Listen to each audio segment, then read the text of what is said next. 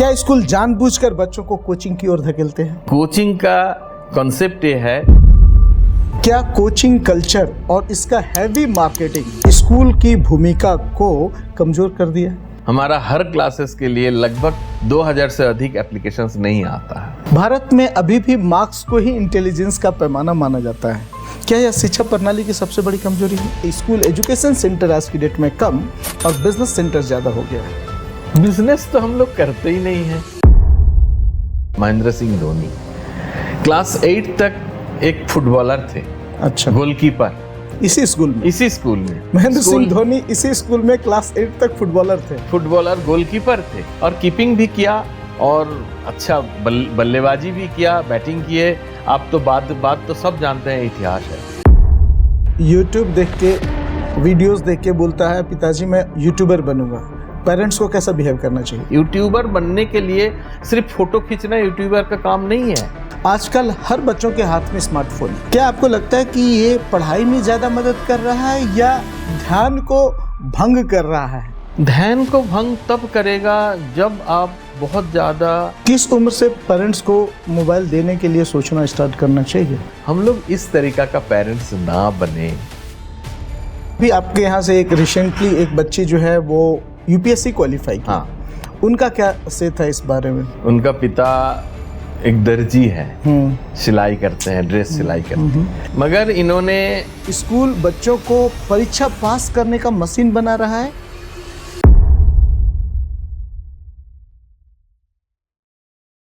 दोस्तों नमस्कार, कांके टॉक्स के इस एपिसोड में आज हमारे बीच एक शिक्षक हैं जिन्होंने बच्चों को बच्चे से लेकर करियर के उस मुकाम तक सफलता हासिल करते हुए देखा है कि वो खुद को वर्ल्ड का एक टॉप क्रिकेटर कह सके, खुद को इस देश का एक बड़ा ब्यूरोक्रेट समझ सके, या वो दुनिया के किसी भी क्षेत्र में हो विद्यालय का नाम रोशन कर रहा है।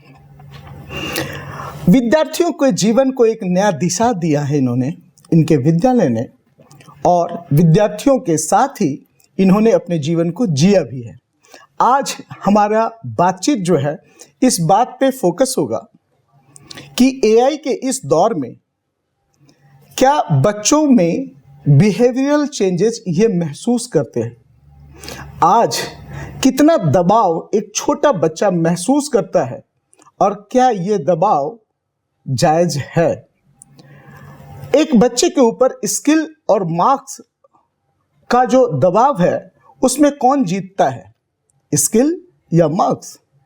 क्या एक टॉपर ही अपने स्कूल का अपने जीवन में कामयाब है?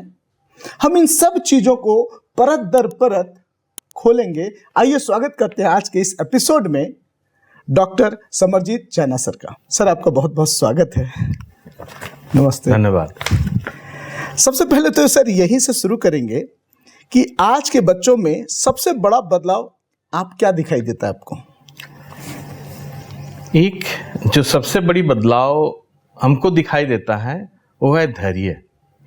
बच्चों का अंदर में जो धैर्य होना चाहिए, कोई चीज़ जैसा हम लोग कुछ सीखते हैं तो पहले लगता है कि हम इसको नहीं कर पाएंगे, या हमारे लिए बहुत कठिन विषय है, मगर उसको धैर्य से अभ्यास करें 2 बार 3 बार 10 बार तो धीरे धीरे वो करायत हो जाती है। मगर आज के बच्चों में इसी में धैर्य का कमी है और बच्चे को लगता है, जैसा अब एक रिपोर्ट हम पढ़ रहे थे, जो हम लोगों का अटेंशन डेफिसिट से हम लोग, सिर्फ बच्चे नहीं बड़े बच्चे सब उसमें भुगत रहा है। एक साधारण उदाहरण, आपके पास अभी सोशल मीडिया में बहुत सारे वीडियोस आते हैं, वीडियोस का लेंथ 1 मिनट का अंदर हो फिर भी हम लोग देख लेते हैं। 2 मिनट 3 मिनट का वीडियो हो तो हम लोग उसको स्किप करके चले जाते हैं, क्योंकि उतना धैर्य हम लोगों का पास अभी नहीं है। ये हमारा बच्चों का सबसे बड़ी कमजोरी हमको समझ में आ रहा है। और जो पढ़ाई का मामले में धैर्य सबसे ज़्यादा जरूरी चीज़ है। सर आप वर्षों से एजुकेशन में हैं, मुझे लगता है कि करीब 25 वर्ष से ज़्यादा। 30 वर्ष करीब होने जा रहा है। हाँ, क्या आज के तुलना में अगर पुराने जिन दिनों की तुलना करें तो आज बच्चा ज़्यादा समझदार है या ज़्यादा भ्रमित है? बच्चा देखिए, समझदारी भी ये भी एक एज रिलेटेड टॉपिक है। अब 10 साल की बच्चे को समझदारी मांगेंगे तो नहीं होगा। 12 साल 13 साल हर साल बच्चे थोड़ा पहले उम्र से, पहले साल से समझदार बन जाते हैं। तो इसीलिए समझदारी जो है 15-16 साल की बच्चे वो थोड़ा सा माने भ्रमित रहते हैं, मगर धीरे धीरे जैसा हम लोग देखते हैं जब बच्चा 11वीं 12वीं में आ गया वो बच्चे समझदार बनते गए, 12वीं पास हो गया और समझदार बन गया। तो इसीलिए समझदारी बच्चा है, समझदारी इसमें कमी नहीं है। तुलनात्मक क्या है?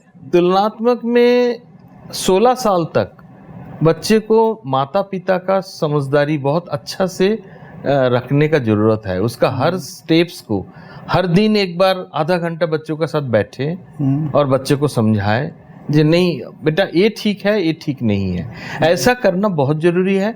16 साल का बाद, 17 साल का बाद, 18 साल का बाद बच्चे बहुत समझदार बन जाते हैं धीरे धीरे बच्चे का, क्योंकि समझदारी भी आता है एक्सपीरियंस से। हम गलती करते हैं तब मेरा समझदारी आता है। ऐसा नहीं है जे हम लोग सब कुछ जानते हैं और समझदारी में हम लोग सीधा, बहुत बड़ी बात है, बहुत बड़ा बात है, सीधा जन्म के बाद ही समझदार बनते हैं। ठीक है।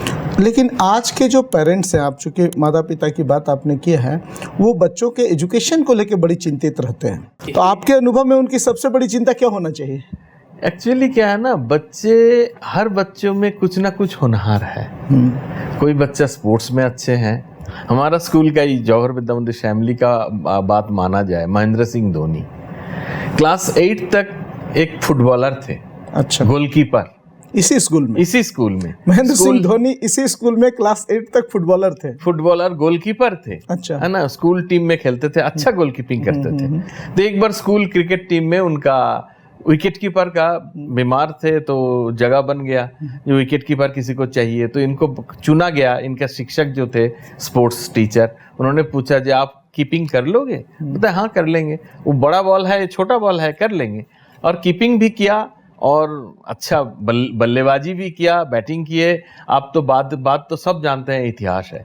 तो हर बच्चों में कुछ होनहार रहते हैं। चाहे मेरा बच्चा पेंटिंग में बहुत अच्छा है और वो पूरा भारत की, विश्व में नाम रोशन कर सकते हैं। कोई बच्चा सुर ताल में बहुत अच्छे हैं। कई बच्चे क्रिएटिविटी में अच्छे हैं, अच्छा सिनेमाटोग्राफी बनते हैं। हमारा यहाँ हॉरेन ठाकुर एक सर थे, उनका बेटा अदरी ठाकुर अभी अच्छा एक सिनेमाटोग्राफर है।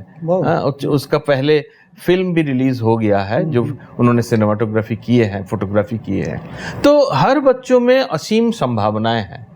हम लोग पेरेंट्स उसमें थोप ना दे, माता पिता होके थोप ना दे, जो हम इंजीनियर हैं हमको बेटा को इंजीनियर ही बनना है, हम डॉक्टर है तो हमारा बच्चे भी डॉक्टर ही बने, इस तरीका का ना रखे।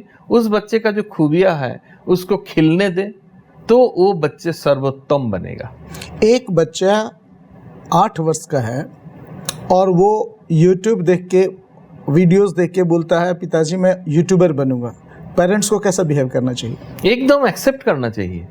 यूट्यूबर तो बनोगे बेटा, मगर यूट्यूबर बनने के लिए कुछ बेसिक एरिथमेटिक, गणित उसकी जरूरत है, बेसिक लैंग्वेज की जरूरत है। हमको लैंग्वेज अच्छा नहीं है, चाहे वो हिंदी हो, चाहे इंग्लिश हो, चाहे संस्कृत हो, चाहे फ्रेंच हो, चाहे जर्मन हो, हमारा लैंग्वेज अच्छा ना हो तो वो हम एक्सप्रेस नहीं कर पाएंगे। यूट्यूबर बनने के लिए सिर्फ फोटो खींचना यूट्यूबर का काम नहीं है। फोटो खींचने के बाद उसको एडिट करना है, उसकी सम्यक ज्ञान होना चाहिए कैसे एडिट करना है, कौन सा सॉफ्टवेयर यूज हो रहा है। आजकल सब बोलते हैं एआई आ गया। एआई क्या चीज है? Artificial intelligence. वो ह्यूमन इंटेलिजेंस का ऊपर नहीं जा सकता है। इसीलिए नहीं जा सकता है क्योंकि वो परीक्षित पुराना जो हुआ उसी का आधार पे एआई बनता है। और ह्यूमन इंटेलिजेंस जो ब्रेन से, मनुष्य का मस्तिष्क बनता है, वो एक अनोखा चीज है जिसको कभी भी एआई बीट नहीं कर सकते। एआई का सुविधा आप ले सकते हैं, या हम ऐसा चाह रहा है आप इसको ऐसा बना दो, जैसा करते हैं आदमी। जेमिनी आपने हमको ऐसा बना दीजिए, वो बना देता है, मगर वो भी गलती करते हैं, तब आपको उसको रेक्टिफाई करना पड़ता है। तो वो रेक्टिफाई कौन कर रहा है? ह्यूमन इंटेलिजेंस कर रहा है, एआई नहीं कर रहा है। बिल्कुल ठीक है। तो एआई एक चली हुई रास्ता से चलते हैं, और human brain, human creativity, human innovation एक नया रास्ता, नई राह में चलते हैं। आप किसी को पता भी नहीं है 2036 साल, 2040 साल, 2050 साल का बाद हम लोगों का पृथ्वी कैसे रहेगा, कैसे जिएंगे, कितना टेम्परेचर होगा, उस टेम्परेचर को हम लोग कैसे बीट करेंगे, कैसे रहेंगे, ये सब नहीं पता है। जो एआई आपको जो आपको एआई उसका समाधान नहीं दे सकते हैं, उसमें इनोवेशन, उसमें ब्रेन की, जो ह्यूमन ब्रेन है उसकी कार्यक्रम चाहिए, उसके बिना नहीं हो सकता है। आज के बच्चों में अच्छे प्रिंसिपल अब क्या देखते हैं कि सबसे बड़ा बदलाव है? बड़ा बदलाव हम पहले ही शुरू किया, धैर्य से। धैर्य कम है। और दूसरा बात है, हम लोग बचपन से सीखे थे जे failures are the pillars of success. हम लोग फेलियर ना हो, सब फेलियर से डरते हैं। हम फेलियर हो जाएंगे तो क्या होगा? बच्चे जितना गलती करते हैं सब फेलियर, मगर फेलियर होने से उसको एक्सेप्ट करना, जो हम फेलियर है मगर हम उसको तहे दिल से एक्सेप्ट कर रहा हूँ, तो हमको आगे जाने में रास्ता मिल जाएगा, आगे जाने में पड़ाव मिल जाएगा। तो ये बच्चों में है, और इसका हम बच्चों को दोष नहीं देते हैं, क्योंकि हम बताएं जब बच्चों का मैच्योरिटी 15, 16, 18 साल का पहले उस तरीका से नहीं आते हैं। तो इसमें पेरेंट्स को बार बार बोलना है। हम एक क्रिकेट का एग्जाम्पल देंगे।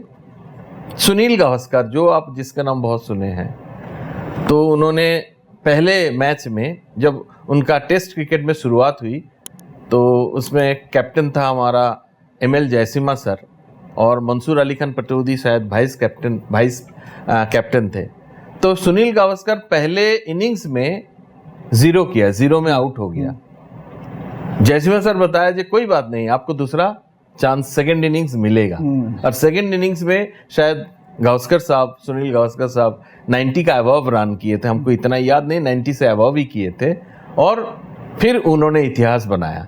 तो इसीलिए हर फेलियर, हर असफलता वो एक बच्चों का पड़ाव है सफल होने के लिए, ये ध्यान देना है। अभी रिसेंटली आपने जो कि क्रिकेट का बात किया है, तो अभी 2 दिन पहले अभिषेक शर्मा पूरे वर्ल्ड कप में परफॉर्म नहीं कर पा रहा था, फाइनल के दिन चलता है। यही बात होता है, यही बात होता है। तो असफलता को हमको हार नहीं मानना है, बल्कि वो सीखने का एक पड़ाव मानना है, एक स्टेप्स मानना है। अच्छा, एक चीज़ और है जो जिधर मैं आपकी ध्यान आकर्षित करना चाहूँगा।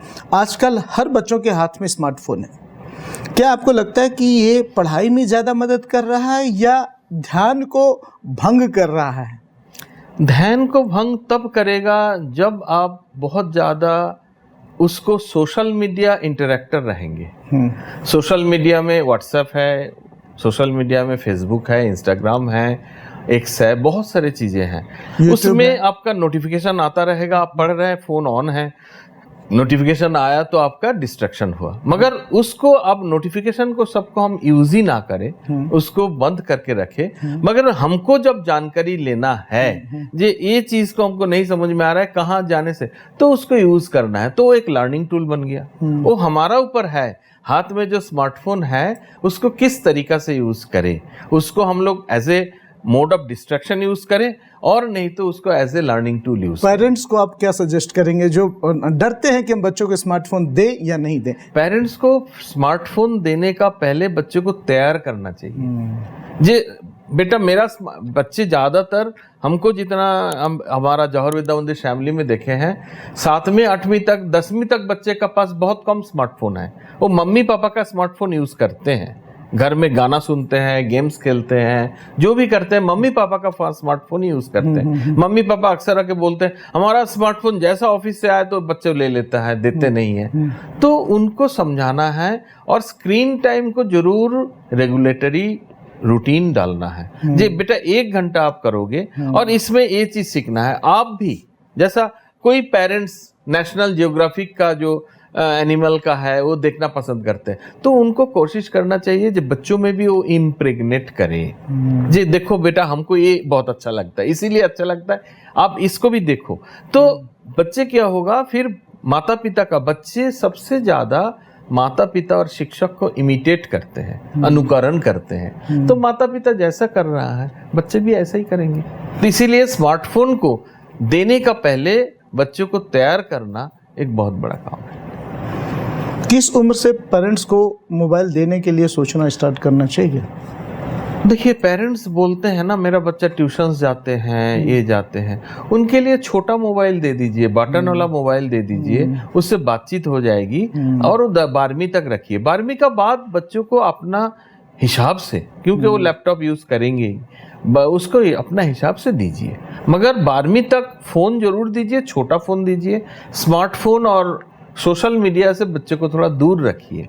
सोशल मीडिया बहुत बड़ा डिस्ट्रैक्टर है, उससे दूर रखना ही है। और बच्चे अभी ज़्यादातर बच्चे हैं जो 18 साल का पहले फेसबुक में ज्वाइन करना नहीं चाहिए, मगर उन सबका अकाउंट है, वो एज बढ़ा के 19, 20, 21, 22 दिखा के कर लेते हैं। फेसबुक, इंस्टाग्राम, अब फेसबुक से भी ज़्यादा है इंस्टाग्राम, इंस्टा में है, एक्स में है। तो इस सब में बच्चों को पढ़ाई का समय है। मेरा जो सलाह है 12वीं तक ना करें तो अच्छा है, और उसके लिए पेरेंट्स को थोड़ा सा धैर्यशील होना है। आजकल वर्चुअल ऑटिज्म और स्क्रीन एडिक्शन जैसे शब्द बहुत प्रचलन में है। क्या स्कूल में भी इस तरह की चीज़ें दिखाई पड़ती है, इसका इम्पैक्ट दिखाई पड़ता है? देखिए स्कूल में हम लोग बच्चे को मोबाइल अलाउ नहीं करते हैं। बच्चे का जो क्लासेस कंप्यूटर की है उसमें बच्चे जाते हैं, कंप्यूटर स्क्रीन में काम करते हैं, पर वो भी 40 मिनट से ज़्यादा नहीं होती है।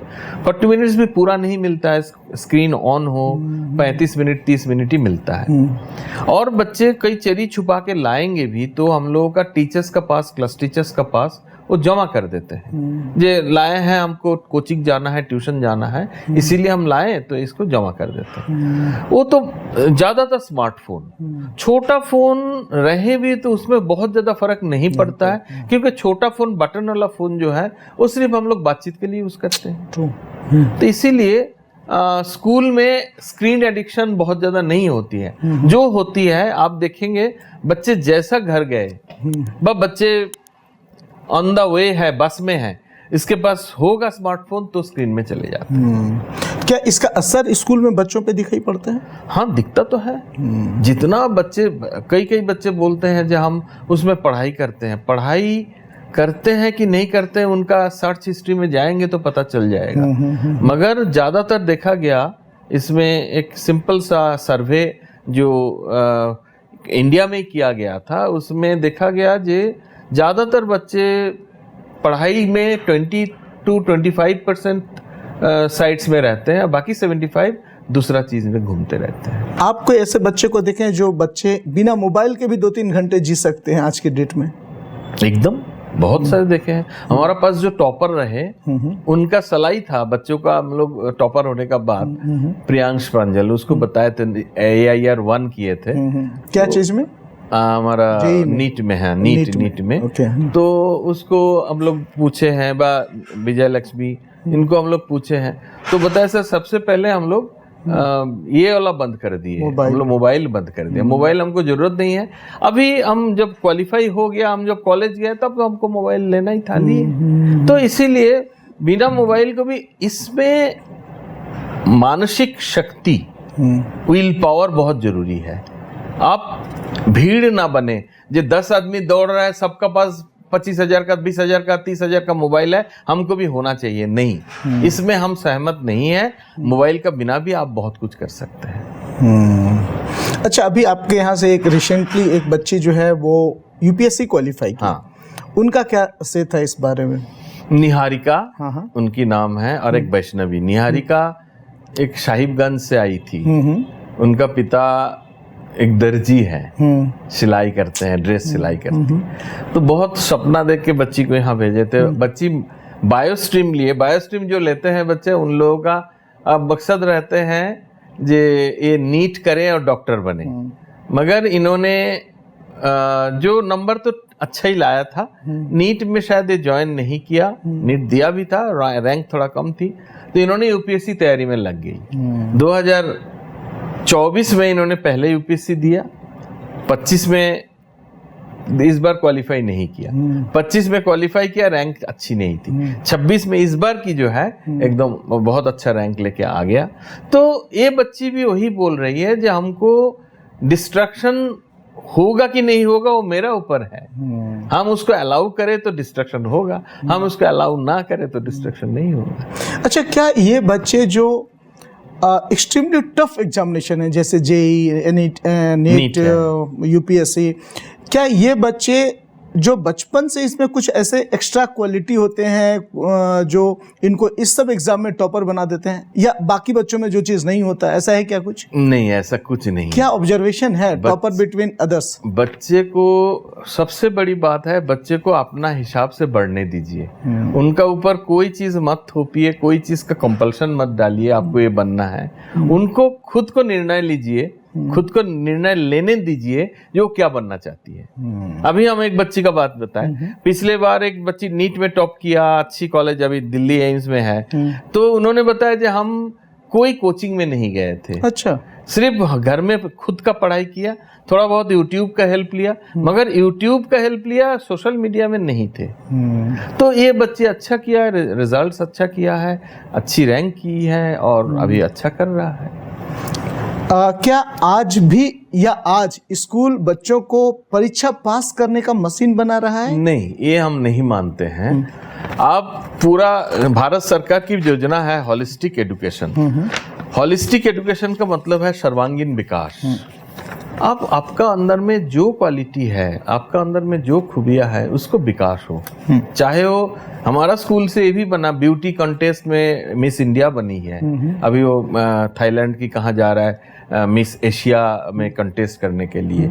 तो बच्चे का जिसमें मन हो उसमें जाए, इतना आसान नहीं है। सिर्फ देखने में सुंदर होने से कोई मिस इंडिया नहीं बनती है।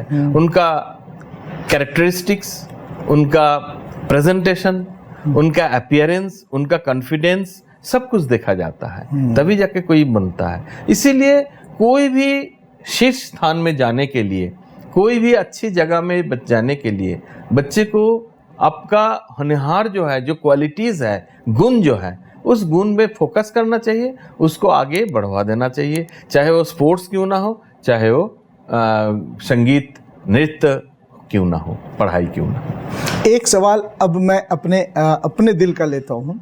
एक बच्चा जो फुटबॉल बहुत ही अच्छा खेलता है और क्लास 6 का बच्चा है, एक बच्चा जो डिज़ाइन बहुत बढ़िया बनाता है कंप्यूटर के ऊपर, वो भी क्लास 6 का बच्चा है, और एक बच्चा जो म्यूजिक बहुत बढ़िया प्ले करता है, वो भी क्लास 6 का बच्चा है।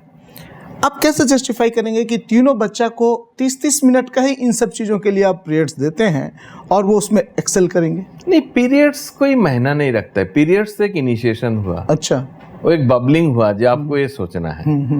म्यूजिक का जो पूरा दिगंत है वो कभी 30 मिनट में समाप्त भी नहीं होगी। उसमें उसका जो दिलचस्पी है उसको आगे फोकस किया जाता है। जो कंप्यूटर डिजाइनिंग कर रहा है, कि आप खुद जो यूट्यूबर है, जो भी कंप्यूटर में काम करते हैं, कितने घंटे आपको बैठना पड़ता है एक वीडियो बना के बाद उसका एडिटिंग करो। एडिटिंग में ये सही नहीं है तो इस जगह पे इसको रिप्लेस करना है, इसमें ये डालना है, इस तरीका का बहुत सारे चीजें हैं और उसको और रिफाइन होते जा रहा है। उसमें दिन में दिन जो डिफरेंट टेक्नोलॉजीज आ रहा है उसको अप्लाई करना है, बहुत सारे चीजें हैं उसको करना है। तीसरा आप बताया एक फुटबॉलर जो है, फुटबॉलर 6ठी क्लास में जो बच्चे हैं उसकी बड़ी मुश्किल से 11 साल 12 साल उम्र है। 11-12 साल में आपका मसल स्टिक से डेवलपमेंट नहीं हुआ, उसको एंड्योरेंस ट्रेनिंग करना है। जो आगे 90 मिनट फुटबॉल खेलना है और दोनों हाफ में पूरा फुल एनर्जी में, तो उसके लिए उसका शारीरिक सक्षमता, उसका सांस लेने की क्षमता, ये सब पूरी होनी चाहिए। नहीं तो बच्चा 30 मिनट के बाद तो खेल ही नहीं पाएगा। इसीलिए ये शुरुआत है। इसमें स्कूल में 30 मिनट 40 मिनट 45 मिनट की क्लास के साथ कोई संपर्क नहीं है।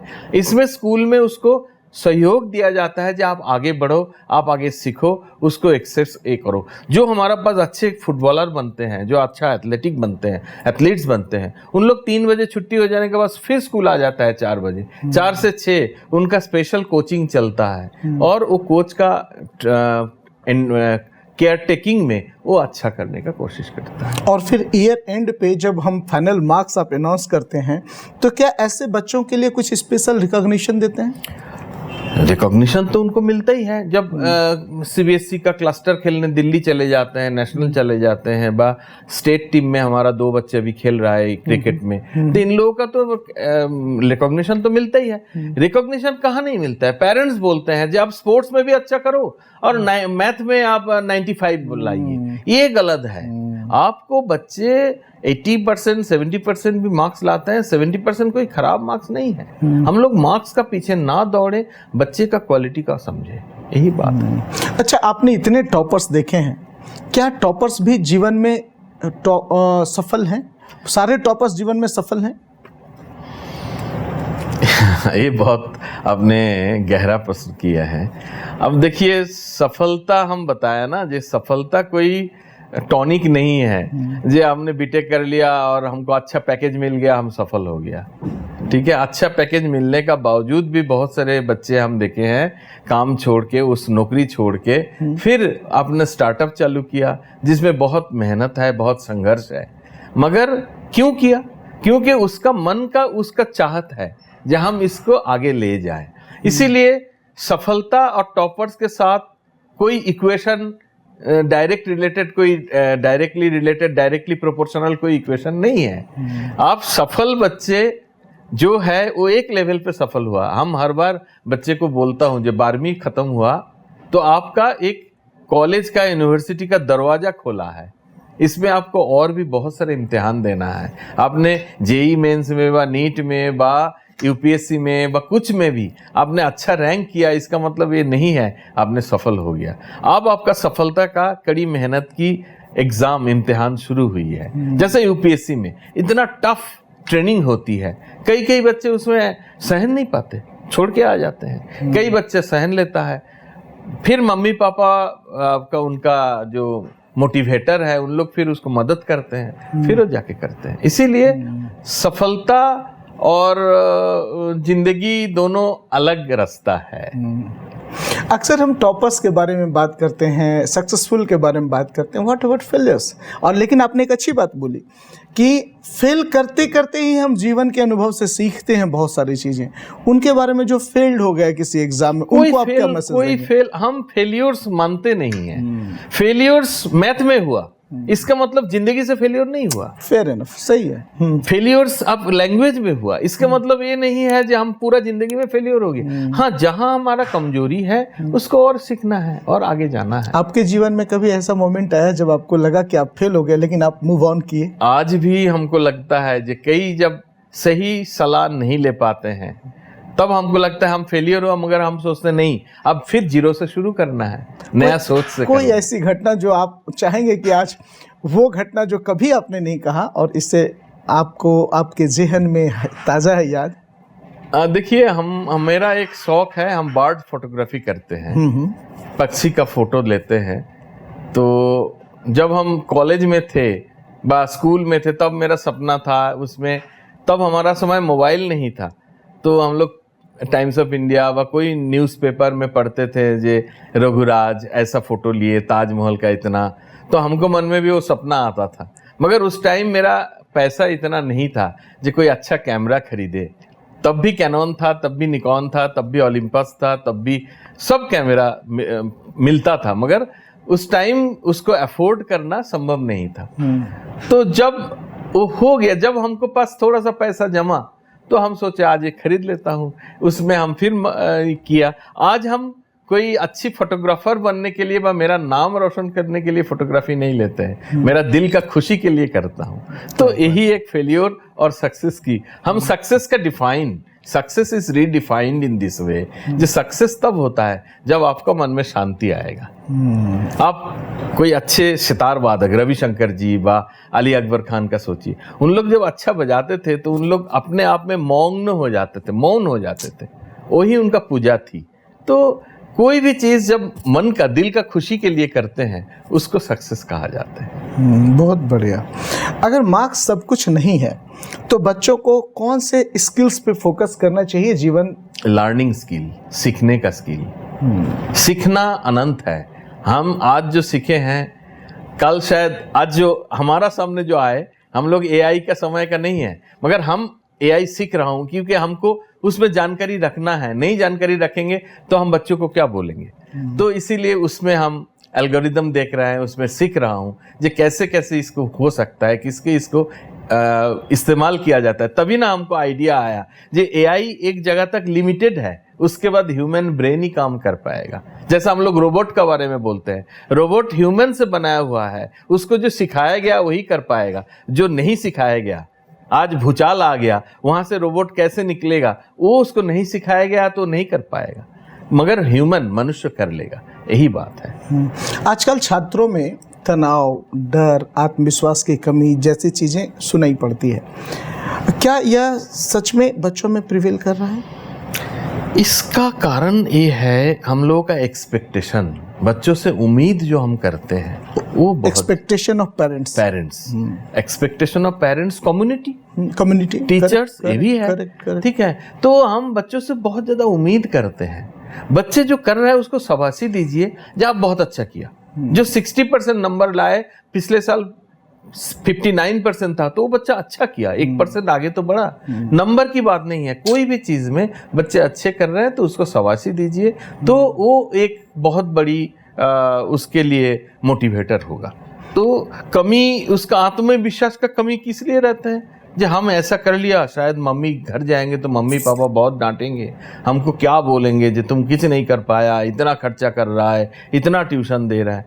ये चीज़ को नहीं बोलना, बट बोलना है जो बेटा आपने अच्छा नहीं किया, कोई बात नहीं, अगले बार करना है, कोई बात नहीं है। यही चीज़ एक्सेप्टेंस देंगे, बच्चों का अंदर में भरोसा पैदा होगी। एक अब यहाँ पे भी मेरा एक अपना सवाल है कि क्या पेरेंट्स के दिमाग में ये बात क्यों आती है कि हम बच्चों पे दबाव दें, बच्चा मेरा खराब परफॉर्म कर रहा है, अरे इतना खर्चा कर रहे हैं, ये बात पेरेंट्स के ही दिमाग में क्यों आता है? ये प्री सेटल्ड माइंड है। क्या चीज़ होता है ना, जब हम पढ़ाई किए जो हम नहीं कर पाया, हम उसको सोचते हैं मेरा सपना क्या है, मेरा बच्चों कर लेगा। ये चीज़ से बाहर आ जाइए। हर बच्चे एक अलग चीज़ है, एक अलग किस्म का है, उसका अंदर में जो क्वालिटीज़ है वो आपसे भी कई गुना ज़्यादा है, कई गुना वो होनहार है। उसको अपना हिसाब से बढ़ने दीजिए, वो बढ़ेगा ही, कोई रोक नहीं सकता। मगर हम मना ले मन में जो हम फुटबॉलर हैं तो हमारा बच्चा भी फुटबॉलर ही बनेगा, तो हो सकता है वो ना हो। अच्छा, सीधा सवाल मैं पूछता हूँ, तो क्या न्यूक्लियर फैमिली सोशल प्रेशर और कम्युनिटी प्रेशर बच्चों पे बिल्ड कर रहा है? न्यूक्लियर फैमिली का अलग सा प्रॉब्लम है। जैसा मम्मी पापा दोनों काम करती है, तो मम्मी पापा घर में आती होंगी शाम का 6 बजे 7 बजे, तो बच्चा कहाँ समय उसको मिलेगा, वो तो फ़ोन में ही लगे रहेंगे। और उसमें पास दादी उसमें पास नाना नानी दादा दादी होती कोई थोड़ा सा, तो बच्चे का खेल कूद में ले जाना भी बहुत ज़रूरी बातें हैं। बच्चे मोबाइल में ना रहे तो मोबाइल में रहेंगे, जंक फूड खाएंगे, chips, coca cola, burger, roll खाते रहेंगे तो हेवी बनते जाएंगे, ठीक ना। स्टैग्नेशंस के चलते उसका ब्लड सर्कुलेशन पूरा बॉडी में ठीक से नहीं होगा। तो बच्चे को खेलकूद करना चाहिए, बच्चे को दादा दादी, नाना नानी, मामा मामा, सबके दीदी, इनके साथ खेलकूद, हंसी मजाक सब करना चाहिए, तब एक नॉर्मल लाइफ होगी। बच्चे का न्यूक्लियर फैमिली में सुविधा तो आपने दे दिया, मगर वो सुविधा असुविधा का कारण न बन जाए, ये देखना है। तो इसका ये भी हो सकता है एक वजह कि चूंकि आप बहुत वर्किंग हैं, तो बच्चों पे एक अनरियलिस्टिक एक्सपेक्टेशन आपने पाल रखा, आप तो खुद समय नहीं देते हैं, आपको लगता है ये भी एक दबाव है बच्चों के ऊपर? एकदम, यही चीज़ आजकल का एक बीमारी भी हो गया। कई पेरेंट्स को हम देखे हैं जहाँ हम समय नहीं देते हैं तो बच्चों के लिए कुछ खरीद के ले गए, कुछ जंक फूड ही ले गए, कुछ हम एक नया सा गेम लेके चले गए, तो हम बताएंगे पेरेंट्स का तरफ से ब्राइबिंग है, उत्कोच देने का बात हो गया, पेरेंट्स का घूस देने का, बच्चों को घूस देना, वो मत करिए। बच्चों को समय दीजिए, जितना समय दे सकता है। ऑफिस से एक दिन डे आउट ले लीजिए, बच्चे के साथ पूरा घूमिए, तो देखिए बच्चा फिर आपका जैसा आप चाह रहे हैं, और उस बच्चे का क्वालिटीज जो है वो विकसित होगा। लेकिन बच्चों को तो हमने प्रॉपर ट्यूशन, देखिए पेरेंट्स का थॉट्स में रख रहा हूँ, उनका प्रॉपर ट्यूशन लगा रखा है, उनके पीछे एक मेंटोर है, उनके पीछे एक बॉय भी लगा हुआ है, हाँ, सब कुछ है, पूरा तामझाम। फिर मेरा समय देना बीइंग पेरेंट्स क्या कितना इंपॉर्टेंट है? इसीलिए इंपॉर्टेंट है क्योंकि ट्यूटर आपका रिप्लेसमेंट नहीं है। ट्यूटर वो एक उनका अपना लाइफ साइकिल है, उनका अपना एक कमाई का माध्यम है। शाम को ट्यूटर जो आपका समय दे रहा है, चाहे वो स्कूल टीचर हो चाहे नॉन स्कूल टीचर हो, वो अपना समय 2 घंटा 3 घंटा 4 घंटा जो भी देंगे, उसके लिए उसको एक प्रोपोर्शनेट रेशियो में पैसा भी मिलना चाहिए। वो तो उस हिसाब से देख रहा हूँ। मगर आप जब देख रहे हैं जब बच्चे यहाँ सीख नहीं पाए, बच्चे का अंदर में मन में क्वेश्चंस है, तो उसको आप डील करेंगे as a mother as a father, मगर वो ट्यूटर कभी नहीं करेंगे। कोचिंग क्लास तो और भी अलग। कोचिंग क्लास में पढ़ाई कम होती है, पीआर ग्रुप में डिस्कशन ज़्यादा होती है। पीआर ग्रुप में बच्चे बह जाते हैं, अच्छा वो ऐसा कर रहा है तो हमको ऐसा करना चाहिए, वो यहाँ कर रहा है तो हमको वो करना चाहिए। उसमें पढ़ाई से ज़्यादा पीआर ग्रुप का डिस्कशन में बच्चे फंस जाते हैं। और फिर जब एग्ज़ाम आ जाती है तो अब बच्चे टेंशन में आ जाते हैं, जो हमारा कोचिंग में गए, क्लास भी अटेंड किया, हमारा ग्रेड अच्छा नहीं आ रहा है, हमारा रिजल्ट अच्छा नहीं हो रहा है। इसीलिए माता पिता चाहे टीचर्स क्यों ना रखें, पर माता पिता का हो सके तो आधा घंटा भी उनके साथ बैठे। हर हफ्ते में ट्यूटर जो है घर में आने वाला, उनके साथ डिस्कशन करें जे हमारा बच्चा कहाँ तक जा रहा है, क्या नया चीज़ सीखा, क्या नहीं सीख रहा है, कहाँ समस्या आ रहा है, ये डिस्कशन करना बहुत ज़रूरी है। हम ट्यूटर दे दिया, हम पैसा दे दिया, हम कोचिंग क्लास में भेज दिया, हम इसको मोबाइल दे दिया, हम इसको यूट्यूब का ये लर्निंग कोर्स दे दिया, एक ऑनलाइन कोर्स दे दिया, ये आपकी कंपेनियन की रिप्लेसमेंट नहीं हो सकता है। उसका रिप्लेसमेंट आपकी कंपेनियन माता पिता का जो साहचर्य बच्चे का साथ, अपने बेटा का साथ, बेटी का साथ, उसका रिप्लेसमेंट, उसका बदल नहीं हो सकता। आप अपने लंबे कार्यकाल के अनुभव के साथ एक सवाल पे जवाब दीजिएगा कि जो पेरेंट्स बच्चों को समय नहीं दे पाते और जो पेरेंट्स बच्चों के साथ क्वालिटी टाइम स्पेंड करते हैं, दोनों के बच्चों में क्या फ़र्क महसूस करते हैं? क्वालिटी टाइम जो स्पेंड करते हैं उनका बच्चा कॉन्फिडेंट बनता है, उनका ज़िंदगी में कॉन्फिडेंस रहता है जो हम कुछ भी होगा, मेरा माता पिता है वो संभाल लेंगे, उसको तो हमको सपोर्ट में आ जाएगा, ठीक है। मगर सपोर्ट का मतलब इसमें दूसरा तरीका से मत लीजिए। हम लोग स्कूल में भी देखते हैं, बच्चा कुछ बदमाशी किया, पेरेंट्स को बुलाया गया और नहीं मेरा बच्चा ऐसा नहीं कर सकते, वो सपोर्ट नहीं होता है, वो कवरिंग होता है, कवर फायर होता है, जो हम अपना बच्चे को ढक रहा है। ढकना नहीं है, उस बच्चे का उसको एक्सपोज होने दीजिए तो वो सीखेगा जो हम गलती किया, गलती का महसूस हमको होना चाहिए। इसीलिए पेरेंट्स को ढकना नहीं चाहिए, पेरेंट्स को बोलना चाहिए कि इससे निकाल के आने का रास्ता क्या है, ये चीज़ है। तो कॉन्फिडेंस बच्चों में बिल्ड करना, आत्मविश्वास बच्चों में बिल्ड करना, ये सिर्फ शिक्षक नहीं, सिर्फ विद्यालय नहीं, माता पिता का भी एक बहुत बड़ी धर्म होना चाहिए। अगर किसी बच्चे का पढ़ाई में मन नहीं लगता, अक्सर वो बोलता है कि मेरा मन नहीं लगता पढ़ने में, तो ऐसे में स्कूल और माता पिता को क्या करना चाहिए? मन किस लिए नहीं लग रहा है? बच्चे का ऐसा नहीं हो सकता है जो कोई भी विषय में मन नहीं है, उसका किसी में मन ज्यादा लगता है और बाकी में मन नहीं लगता है। मगर हम लोग क्या बोलते हैं, अच्छा हिंदी पढ़ रहे हो, हिंदी क्या पढ़ने का है, आपको तो मैथ्स अच्छा करना है, मैथ में कम नंबर आया है ना। और आपको एक छोटा सा एग्जाम्पल हम दे दें, जो फिल्म था 3 इडियट्स, उसमें फरहान जो वाइल्ड लाइफ फोटोग्राफी करता था, उसको फादर क्या बोल रहा है जी, याद है आपका उस बार जब आप फोटोग्राफी का भूत चढ़ा था आपका माथा में, तब नंबर कितना आया था? बच्चा माथा हेट करके बोल रहा है 91। देखो 94 से 91 आ गया। हम लोग इस तरीका का पेरेंट्स ना बने। हम लोगों का 91 और 90 और 94 में कोई फर्क नहीं है। चाहे बच्चा 60 क्यों ना लाए, चाहे बच्चा फेल क्यों ना हो जाए, उसको आपको देना है, सलाह देना है जो उस असफलता से सफल कैसे बनना है, तब जाके बच्चा सक्सेस हो जाएगा। उसका अंदर में कॉन्फिडेंस बिल्ड करिए तो ये चीज़ कभी नहीं महसूस होगा कि मेरा बच्चा कमज़ोर है, मेरा बच्चा ठीक। आज बच्चे एआई का इस्तेमाल करना चाह रहे हैं। मेरा बेटा 8 साल का है, 9 साल का है, वो एआई से होमवर्क बनाने की कोशिश करता है। डू यू रियली थिंक इससे बच्चे की सोचने की क्षमता प्रभावित होगी? एकदम बच्चे का। देखिए एक सिंपल सा एग्जांपल हम दे रहा हूँ, आप चले जाएंगे अमेरिका में, तो अमेरिका का ज़्यादा बच्चे, हमारा यहाँ बच्चे जोड़ घटाव गुना भाग कर लेता है। वहाँ का बच्चा 24 गुना 12 वो भी वो सीधा नहीं कर पाएगा, उसको कैलकुलेटर का हेल्प लेना ही पड़ेगा। आज एआई का हेल्प हमारा बच्चे लेते रहें तो इनका जो मैथमेटिकल स्किल है, कॉग्निटिव स्किल है, लर्निंग स्किल है, ये सब खत्म हो जाएगा। फिर हम लोग मशीन का ऊपर, एआई का ऊपर डिपेंडेंट बन जाएंगे, हमारा अपने से करने का कुछ रास्ता नहीं रहेगा।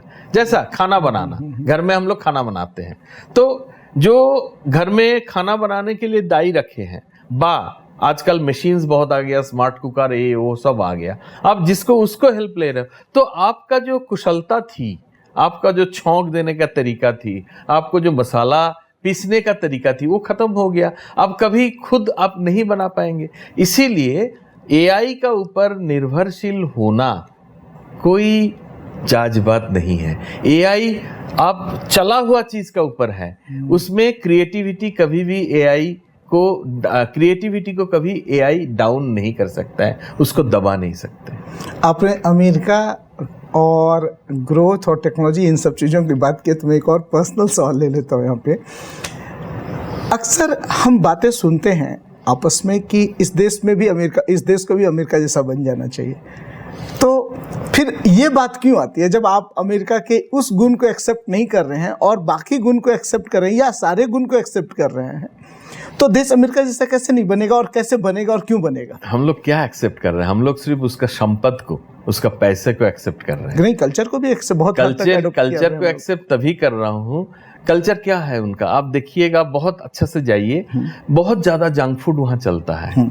और अमेरिका का 75% वहाँ का, चाहे इंडियन क्यों ना हो, वहाँ जाके सेटल्ड हो गया, अमेरिकन सिटीजन बन गया, सब बल्की बॉडी है। देखिए वहाँ आदमी, हमारा भारत में जैसा बच्चे, सब आदमी थोड़ा सा हेल्थ कॉन्शियस भी आजकल हुआ, चलते हैं, टहलते हैं, सब कुछ करते, वर्कआउट करते हैं, वो वहाँ नहीं होता है। तो और वहाँ क्या है, वहाँ हम ये नहीं बोलूँगा, वहाँ सोशल सिस्टम, हमारा भी पहले आइडिया दूसरा था, जो 16 साल के बाद कोई किसी का साथ तलाक बने, किसी का साथ मिलजुल नहीं है, ऐसा नहीं है। वहाँ भी पेरेंट्स और सबका साथ अच्छा रिलेशन है, मगर हम लोग वहाँ संपत्ति को, पैसा इनकम करना को, ह्यूमन रिलेशन को ऊपर कर दिया। इसमें हम लोग कभी एक और पॉडकास्ट करेंगे इस मुद्दे में, खास करके, क्योंकि ये मुद्दा मेरा बहुत बड़ी चर्चा का विषय है। हाँ। क्या भविष्य में शिक्षक की भूमिका बदलने वाली है? शिक्षक अभी क्या है ना, हम लोग जो पढ़े थे, हम लोग उसी शिक्षक का पास जाते थे जो बहुत ज्ञानी है। आज ज्ञान की सोर्स, और पहले हम लोग सोचते थे उस शिक्षक के पास जाएंगे तो धीरे धीरे हम लोग सब उनका जो ज्ञान है वो हमारा पास आ जाएगा। जैसा क्या है ना, पानी टंकी है, बहुत बड़ा पानी टंकी है, वहां से पाइप से बच्चे कनेक्टेड है और सब ज्ञान उसमें आ रहा है। आज का शिक्षक का ज्ञान से ज्यादा ज्ञानी है ये आपका गूगल। आप हर सवाल का जवाब आप जैसा बोल रहे हो सब मिल जाएगा। एआई और भी पावरफुल होके आ रहा है, तो इसमें मिल जाएंगे। मगर शिक्षक को बच्चे का जब अच्छा नहीं कर रहा है, तब शिक्षक का भूमिका आती है, जो उसको समझाना है जे कहाँ आपको और मदद चाहिए, कहाँ और आपको समय देना है, कहाँ और आपको आगे बढ़ना है। ये कर पाए तो शिक्षक आगे बढ़ेंगे ही। शिक्षक अभी आज का डेट पे फैसिलिटेटर बोलते हैं हम लोग। माने फैसिलिटेटर का मतलब क्या हुआ, जे एक आदमी सीख रहा है, उसको सीखने में सहयोग करना, ज्ञान नहीं देना है। तो बच्चे अपने आप सीखेंगे। जहां अपने आप नहीं सीख पा रहा है वहां उनको मदद करना है। और मदद करने का विषय भी ये है कि आप ऐसा करिए, ऐसा पढ़िए। और आज का जो समाज हो गया, इसमें शिक्षक का ज़्यादा भूमिका आ गया माता पिता को समझाने के लिए।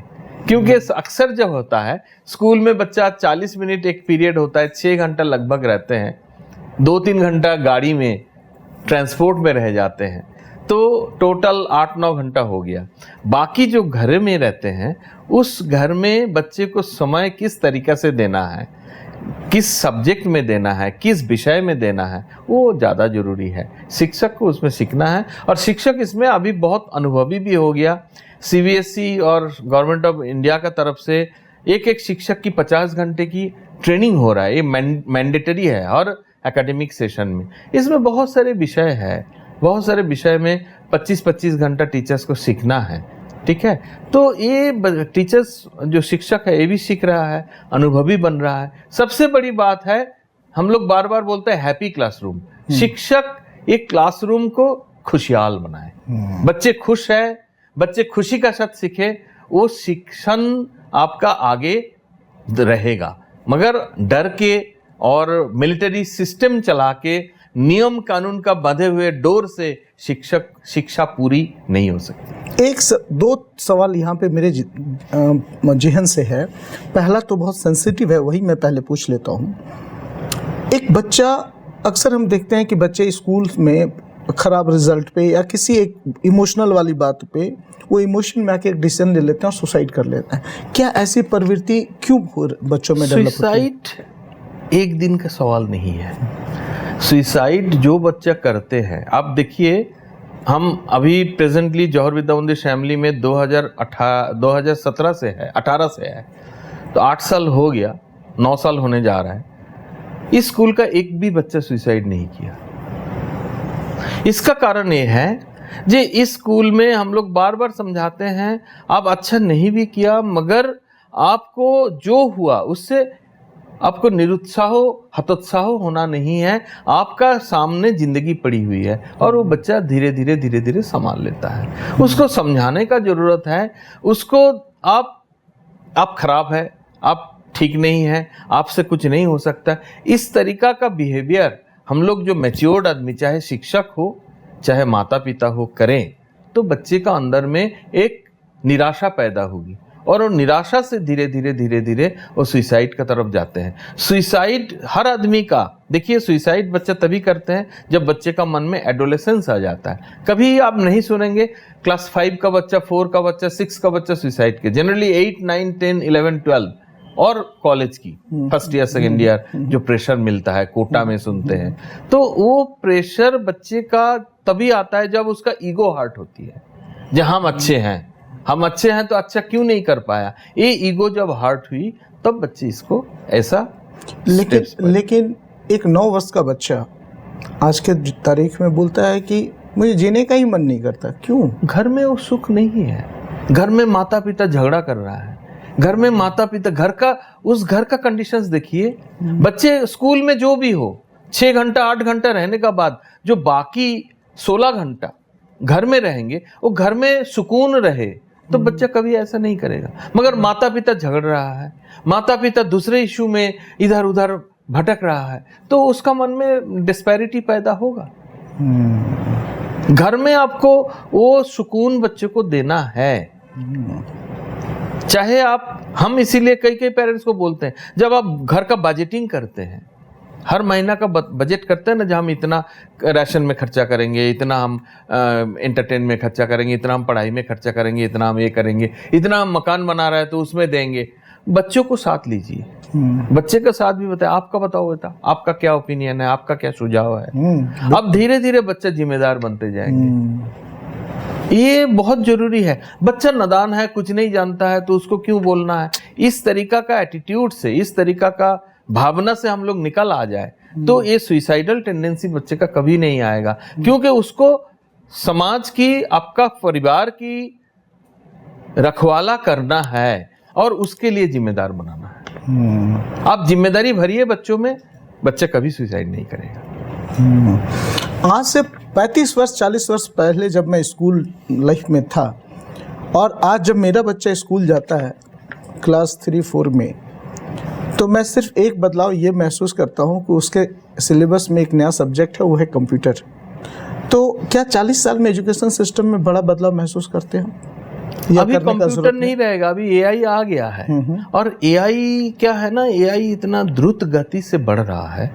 एआई के साथ एक हम लोग बोलते हैं एमएल, मशीन लर्निंग, तो आदमी, अब जो साइंटिस्ट हैं इन लोग तो ये सपना देख रहा है एआई का जरिए अब ह्यूमन का जितना काम है ये सब रोबोटिक सिस्टम करेंगे। भले इंडिया में नहीं होगी क्योंकि इंडिया में हमारा वो इंफ्रास्ट्रक्चर और उस तरीका का, क्योंकि हमारा जनसंख्या थोड़ा अधिक है तो इस जनसंख्या को काम भी देना है। यहाँ एआई और ये सब रोबोटिक सिस्टम आने में जहाँ पॉपुलेशन कंट्रोल्ड है, बहुत कम है, वहाँ ये कामयाब हो सकता है। उसमें भी क्वेश्चन मार्क है, उसमें कोई निश्चित नहीं है। मगर भारत में बा इस जगह में हम लोग का जो एक पारंपरिक परंपरा है घर परिवार की, वो परंपरा अच्छा है, उसमें हार्ट टच है। एक चीज़ नहीं भूलना है, machine learning, robotic system, AI में हार्ट, ये दिल की बात नहीं है और हमारा सिस्टम में ये दिल की बात है। दिल जहां लगा है वहां भरोसा है, दिल जहां लगा है वहां सक्सेस है। एक प्रिंसिपल के रूप में अगर आप एक पेरेंट्स को सलाह देना चाहें, एक सलाह, तो कौन सा सलाह आप देंगे? बच्चे को खूब प्यार करिए, उसको जो भी आपको गुण लगता है, नज़र लगता है, उसको बहुत जम के उसको प्रेज करिए, उसको प्रशंसा करिए, ये बहुत अच्छा है, ये चीज़ मेरा मन नहीं था। और बच्चे को बहुत गौरवान्वित बनाइए, कॉन्फिडेंट बनाइए।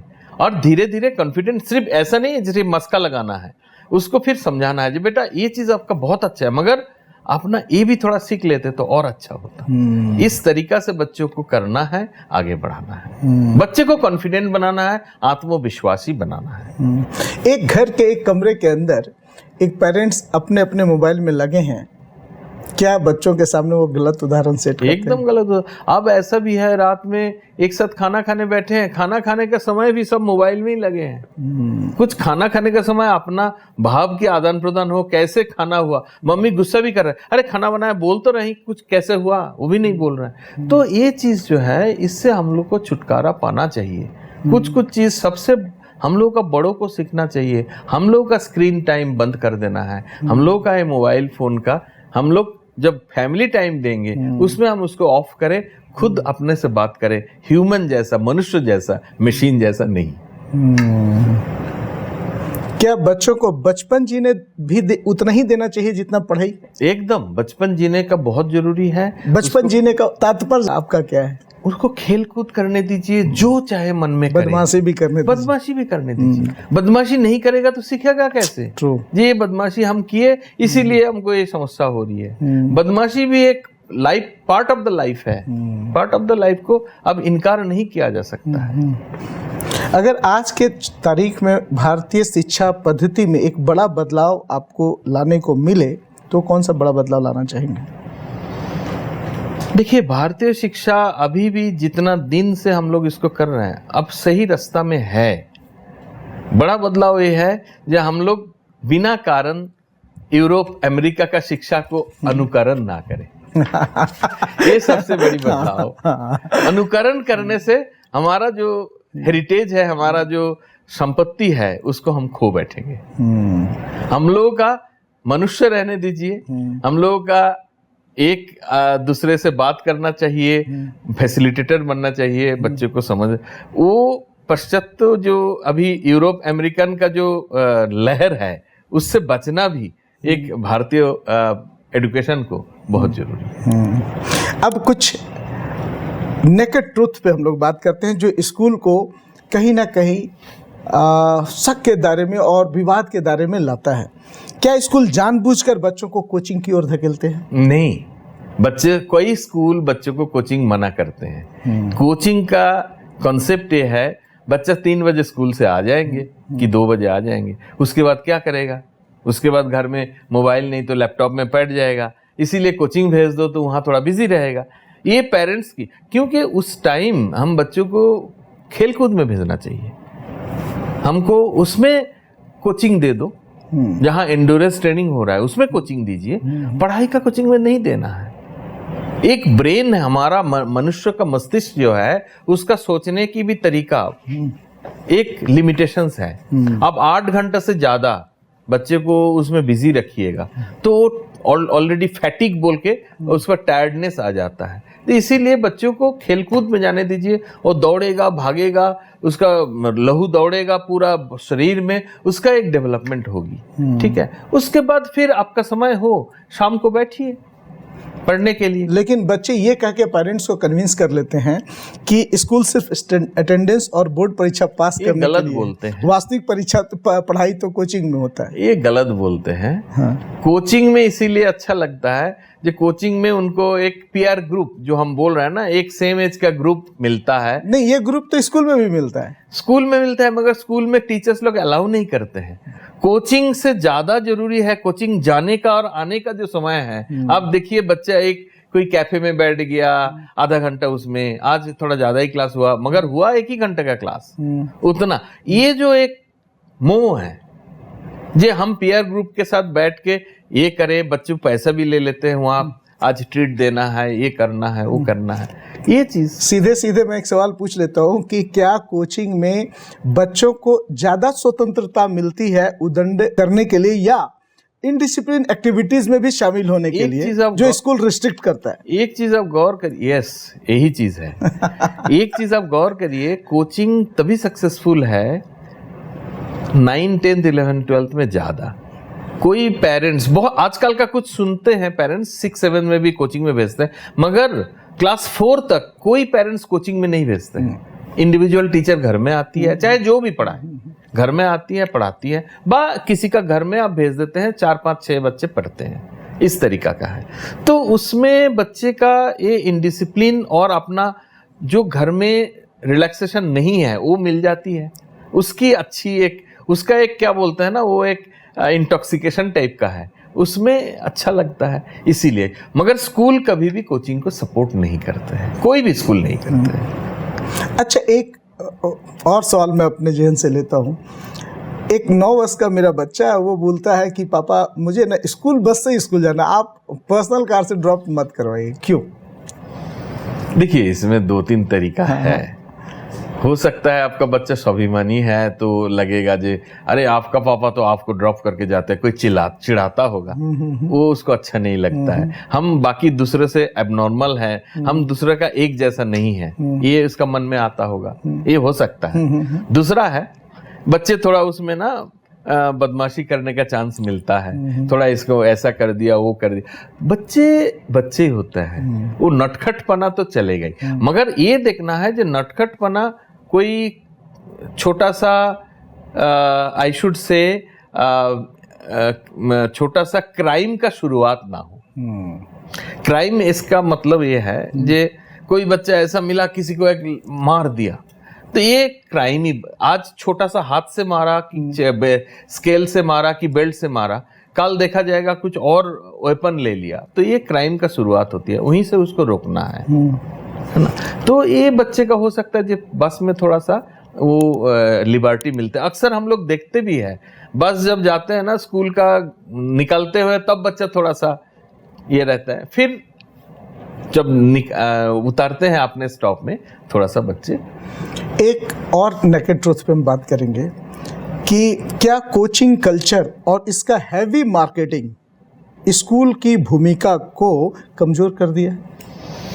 नहीं, कमजोर कर दिया होता तो अभी भी जेवीएम में एडमिशन्स के लिए हमारा हर क्लासेस के लिए लगभग 50 से अधिक, और लोअर के जी माने जब शुरुआती क्लासेस और 11th के लिए 2000 से अधिक एप्लीकेशंस नहीं आता है। ठीक है, वो कमजोर नहीं किया है, मगर कोचिंग एक एडिशनल चीजें हैं, वो एक्स्ट्रा है।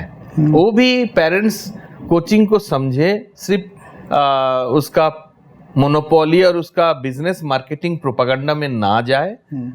कहाँ पढ़ाई ठीक से हो रहा है। जैसा मेरा बेटी जब 2012 में इन्होंने 12th की थी, I was in that time principal of Vivekananda Vidya Mandir, मेरा बड़ी बेटी जो आईसर मोहाली में बाद में चांस उसका हुआ था एग्जाम देके, और 96% नंबर लाई थी।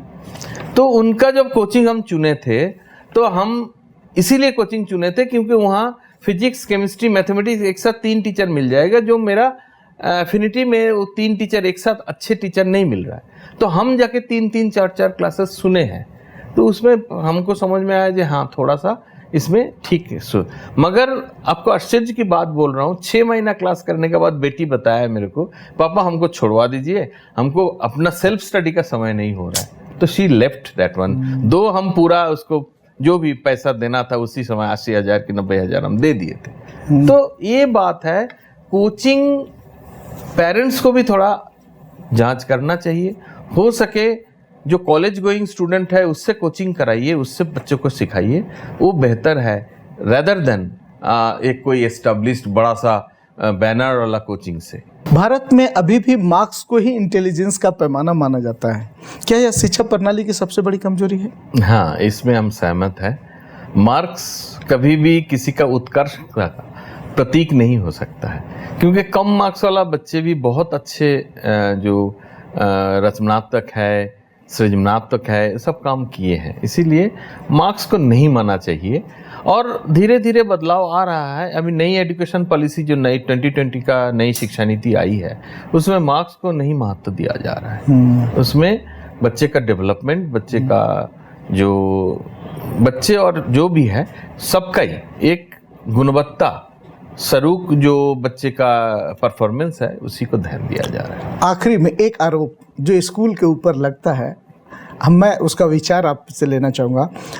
एक पेरेंट्स का एक ग्रुप या सोसाइटी का एक बड़ा तबका को ये लगता है कि स्कूल एजुकेशन सेंटर आज की डेट में कम और बिजनेस सेंटर ज़्यादा हो गया है। बिजनेस तो हम लोग करते ही नहीं है।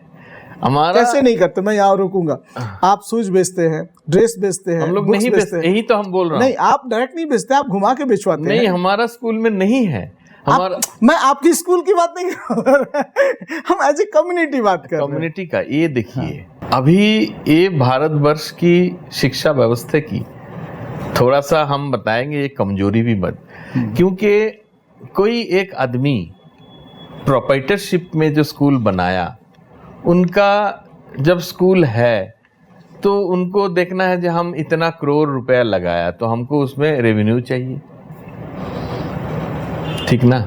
तो इस रेवेन्यू के चलते वो करते हैं। मगर नहीं, मेरा स्ट्रॉन्ग ऑब्जेक्शन है, मैं बताता हूँ। आप बिल्डिंग डेवलपमेंट के लिए फंड लेते हैं, कंप्यूटर लैब डेवलपमेंट के लिए फंड लेते हैं, लाइब्रेरी के लिए फंड लेते हैं, तो फिर आपने करोड़ रुपए लगाया कहाँ? आप तो सब फंड कलेक्ट किए पेरेंट्स से।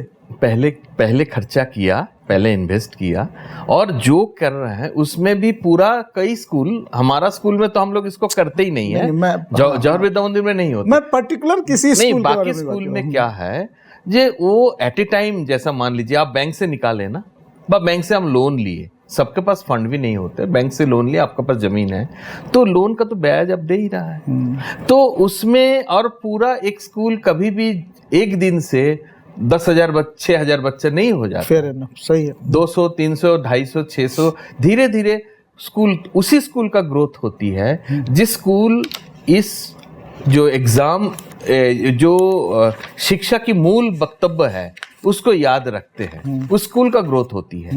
बाकी स्कूल का ग्रोथ नहीं होती है, वो स्टेगनेंट हो जाता है। जो किताब बेचते हैं, जो शूज बेचते हैं, चाहे वो जो भी करे, बेच तो रहा है मगर वो वहाँ पर सीमित हो जाती है। उनका किताब जब हमको मन में ये रहेगा जो किताब का ये क्वालिटी हमको चाहिए, तो उसमें कॉम्प्रोमाइज तो होगा ही। बल्कि जो जैसा एनसीईआरटी किताब है, एनसीईआरटी हमारा स्कूल में व बाकी स्कूलों में भी, अभी सीबीएसई का बस भारत सरकार की शिक्षा जो मंत्रालय है उनका कहना है जब आप एनसीईआरटी किताब को यूज़ करिए, उसका पूरा जो कंटेंट है वो भी बदला जा रहा है।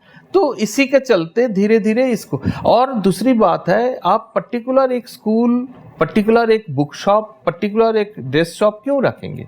बच्चे को फ्रीडम दीजिए, पेरेंट्स को फ्रीडम दीजिए, उसका सैंपल दे दीजिए, वो अपना आप बना ले, उसको जो जहां अच्छा लगे। यूनिफॉर्म इसीलिए है जे एक बच्चे का सब एक जैसा देखने में लगे, किसी का मन में ना लगे जो वो बहुत अमीर है, हम बहुत गरीब है। इसीलिए यूनिफॉर्म का जो माने रचना की गई थी। तो इसीलिए ये गलत है जो स्कूल ऐसा करते हैं। मगर हम ये बताएंगे, इसमें पेरेंट्स का अभिभावक एक संघ भी है, गवर्नमेंट का भी बहुत सारे रूल्स एंड रेगुलेशंस है, district of school education DSC department बनाया गया है सरकार की तरफ से, इन लोग इसमें निगरानी करते हैं, ऐसा नहीं। अब हम लोग आखिरी दौर में हैं और एक एक शब्द में आपको आंसर करना है सर। आज के बच्चों की बड़ी समस्या क्या है? धैर्य कम, हम शुरू में ही बताया, बच्चे का पेशेंस कम है। अगर आपको चुनना पड़े मार्क्स या skill, skill, mobile phone learning tool या बिगेस्ट लर्निंग टूल। आज के माता पिता की सबसे बड़ी गलती क्या है? समय नहीं देना बच्चे को। क्या आज के बच्चे कमजोर हो रहे हैं या स्मार्ट ज्यादा है? कमजोर हो रहा है। एक चीज जो हर स्कूल को तुरंत बंद कर देनी चाहिए। तुरंत बंद नहीं, हम ये बताएंगे तुरंत शुरू कर देना चाहिए। ये मेरा अगला सवाल है। अभी बंद तुरंत शुरू कर देना चाहिए। हाँ। जे स्कूल समय का बाद बच्चे को खेल कूद का अवसर और ज्यादा मिले, बच्चे दोबारा स्कूल आए और खेल कूद में ध्यान माने अपने को माने मोटिवेट करें। बंद करने जैसी कोई चीज नहीं है। होमवर्क जरूरी है या ओवर रेटेड है? होमवर्क कॉन्सेप्ट ही अभी बदल रहा है। हम निश्चित है आने वाला समय में होमवर्क का जरूरत नहीं रहेगा, क्योंकि हम जो होमवर्क दे रहा है वो एआई आपको सॉल्व करके दे देगा। इसीलिए होमवर्क की जरूरत नहीं है, बच्चे का लर्निंग देखना है, जो बच्चे कितना सीखे हैं। 40 मिनट का जगह मेरा सलाह ये है 1 घंटे का क्लास करिए, 30 मिनट पढ़ाइए, 30 मिनट बच्चों क्या सीखे हैं पिछले क्लास से वो सुने, तब जाके होमवर्क घर में जाके बच्चा फिर लिखने लग गया, दूसरे बच्चे के पास चले गए, उसके साथ कॉपी कर लिया। इसकी क्या जरूरत है? ये करने का जरूरत ही नहीं है। आज आने वाला समय में तो आपका एआई सब कर देगा। अगर आप भारत के एजुकेशन मिनिस्टर हो तो सबसे पहला फैसला कौन सा लेंगे? सभी स्कूल में स्पोर्ट्स का जो है शरीर चर्चा, स्पोर्ट्स सिर्फ क्रिकेट, फुटबॉल, बैडमिंटन और बास्केटबॉल नहीं होती है। आपका लाठी खेलना, खो खो खेलना, कबड्डी खेलना, ये सब भी जरूरी है। ये सभी स्कूल में होनी चाहिए, बच्चों को खेल कूद में अवसर और मिले। Golden rule of life students को क्या बताएंगे? लर्निंग, जो आपका समय है जी भर के सांस लो, ब्रीदिंग एक्सरसाइज सुबह करो, 5 मिनट हो सके मेडिटेशन करो और सीखो जो जहां सीखने वाला है। हम लोग क्या सीखते थे, अच्छा उस टीचर बहुत सुंदर शर्ट पहन के आए, हमको ऐसा बनना है, तो वो बनने के लिए आपको काबिल बनना है। पढ़ाई पैकेज के लिए नहीं होती है। Man is not a machine for earning, man is a machine for learning. हमको सीखना है। अब आज मेरा 60 साल उम्र में भी हम सीख रहा हूँ। I am learning always, I am a lifelong learner. दोस्तों, आज के इस एपिसोड में हम बात कर रहे थे डॉक्टर समरजीत जैना सर से, जो जवाहर विद्या मंदिर सैमली के प्रिंसिपल हैं और इस स्कूल से बहुत बड़े महारथी निकले हैं, जिनको हम सारे लोग बड़े सम्मान से और प्यार से देखते हैं। उनमें से एक है महेंद्र सिंह धोनी, और कई आईएएस, आईपीएस और टॉप क्लास के इंजीनियर्स इन्होंने प्रोड्यूस किया है। हम इनसे समझ रहे थे कि बच्चों का मानसिक तनाव क्या है, मोबाइल एडिक्शन है या नहीं है, एजुकेशन सिस्टम में क्या खामियां है। उम्मीद करता हूं कि आपको ये पॉडकास्ट अच्छा लगा होगा। आपके फीडबैक का हमेशा की तरह कमेंट बॉक्स में हमें इंतज़ार रहेगा। आप सारे लोगों को ढेर सारा शुक्रिया और ढेर सारा प्यार। जाते जाते मैं एक बात ज़रूर बोलना चाहूँगा कि प्लीज़ आप हमारे चैनल को सब्सक्राइब करना बिल्कुल मत भूलिएगा। इसी के साथ सर का बहुत बहुत धन्यवाद। नमस्कार, धन्यवाद। नमस्कार।